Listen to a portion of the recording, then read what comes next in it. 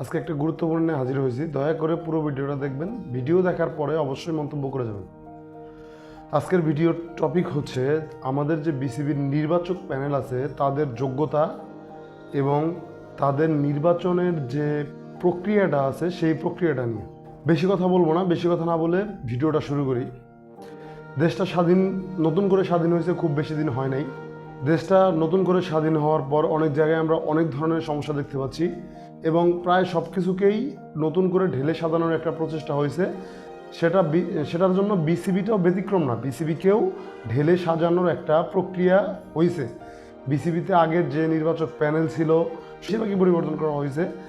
আমাদের যে বর্তমান নির্বাচক প্যানেল আছে তাদের যে একপাক্ষিক কিছু সিদ্ধান্ত সেগুলা আমরা কোনোভাবেই মানতে পারতেছি না। বিশেষ করে বাংলাদেশের যারা ক্রিকেট প্রেমী দর্শক আছে তাদের মনের মধ্যে এই বিষয়টা নিয়ে অনেক ক্ষোভ রয়েছে।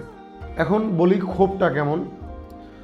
ক্ষোভটা হচ্ছে আমাদের নির্বাচক প্যানেল যে প্রক্রিয়াতে নির্বাচন করে, জাতীয় দলের প্লেয়ার এবং বিভিন্ন টিমের এ দল রয়েছে, এসপি রয়েছে, এই সমস্ত টিমের যে প্লেয়ার নির্বাচন প্রক্রিয়া রয়েছে সেই প্রক্রিয়া নিয়ে আমাদের সাধারণ মানুষের মধ্যে, সাধারণ যারা ক্রিকেট প্রেমী দর্শক আছে তাদের মধ্যে অনেক প্রশ্ন রয়েছে। এখন কথা বলি জাতীয় দল নির্বাচন নিয়ে।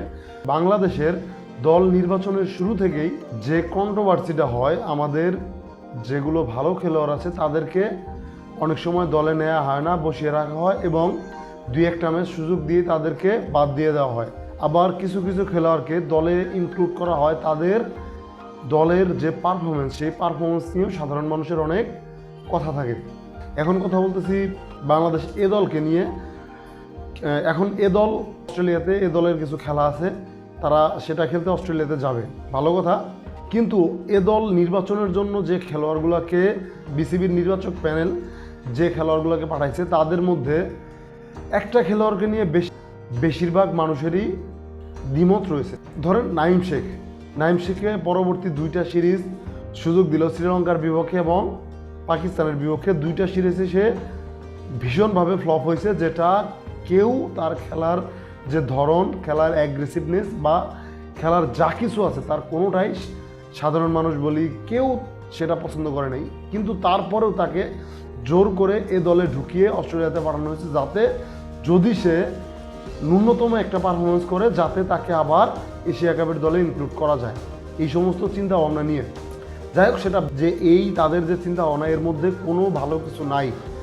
যেমন আরেকটা খেলোয়াড়ের কথা বলি, সাব্বির হার্ড হিটিংয়ের জন্য আমাদের মিডল অর্ডারের দুর্দান্ত একজন ব্যাটসম্যান কোনো এক সময় ছিল, তাকেও এ দলে ইনক্লুড করা হয় নাই। ইনক্লুড করা হয়েছে বস্তা ক্যালসিয়াম নাইমকে।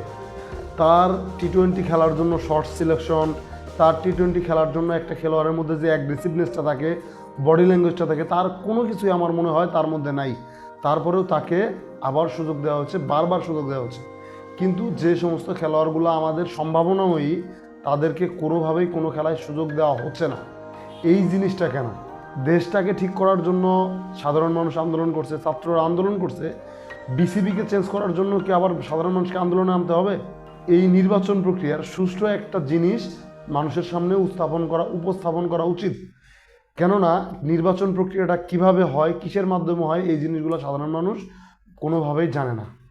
তার মধ্যে আরও একটা কথা বলি, আমাদের যে নির্বাচক প্যানেলটা আছে, আমাদের নির্বাচক প্যানেলের প্রতি অনেক অভিযোগ আছে। যেমন তারা কোনো প্রকার খেলা তারা দেখতে যায় না, সেটা হোক লিগের খেলা বা অন্য কোনো খেলা। আমাদের এই নির্বাচক প্যানেলের মধ্যে যারা আছে তাদের প্রতি অভিযোগ আছে যে তারা এই সমস্ত খেলা দেখতে যায় না। আমাদের ডিপিএল হয়, ঘরের মাঠে যে বিভিন্ন লিগগুলো হয়, তারা এই সমস্ত লিগগুলা দেখে না। এই সমস্ত বিষয় নিয়ে তাদের প্রতি অনেক অভিযোগ আছে। কিন্তু আমরা সাধারণ মানুষ চাই যে যারা জাতীয় দলে অলরেডি ফ্লপ, জাতীয় দলের জন্য যারা পারফরমেন্স দেখাইতে পারে নাই, তাদেরকে নিয়ে যেন স্পেশাল কোনো তদারকি করা না হয়, তাদেরকে বাদ দিয়ে যেন আমাদের ওই সমস্ত খেলোয়াড়কে দলে সুযোগ দেওয়া হয় যাদেরকে নিয়ে আমরা কোনো এক সময় স্বপ্ন দেখতাম এবং ভবিষ্যতেও স্বপ্ন দেখতে পারি।